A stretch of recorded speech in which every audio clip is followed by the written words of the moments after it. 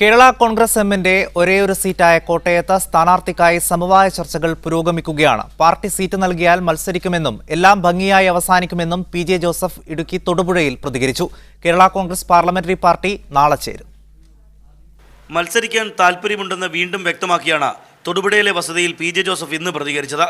Party seat നൽകിയാൽ മത്സരിക്കും എന്ന നിലപാടിൽ നിന്ന് പിന്നോട്ടുണ്ടോ എന്ന ചോദ്യത്തോട് മുമ്പ് അത് സംബന്ധിച്ച് വ്യക്തമായി പറഞ്ഞിരുന്നുവെന്നായിരുന്നു പി.ജെ. ജോസഫിന്റെ മറുപടി. പാർട്ടി സീറ്റ് നൽകിയാൽ മത്സരിക്കും. എല്ലാം ഭംഗിയായിട്ട് തീരുന്നൊരു സ്ഥിതിയാണല്ലോ ഉള്ളത്.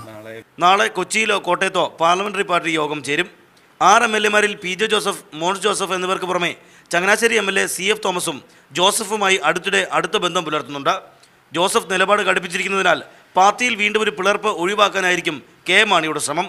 അങ്ങനെയെങ്കിൽ കോട്ടയം സീറ്റ് ജോസഫിന് നൽകി പാർട്ടി നേതൃത്വം ജോസ് കെ മാണിയെ ഏൽപ്പിച്ചാകും പ്രശ്നപരിഹാരം. എല്ലാം ഭംഗിയായി അവസാനിക്കും എന്ന പി.ജെ. ജോസഫിൻ്റെ വാക്കുകളിൽ തന്നെ കോട്ടയം സീറ്റ് സംബന്ധിച്ചുള്ള ധാരണ ഏതാണ്ട് വ്യക്തമായി കഴിഞ്ഞു. ക്യാമറ പേഴ്സൺ വിൽസൺ കളരിക്കലിനൊപ്പം ആൽവിൻ തോമസ്, മീഡിയ 1, ഇടുക്കി.